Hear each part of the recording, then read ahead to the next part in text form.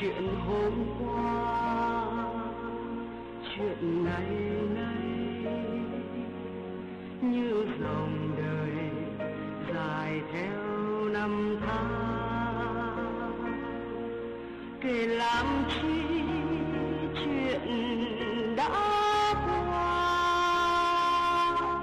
nhưng từ đâu quá khứ vẫn trỗi về trong ta.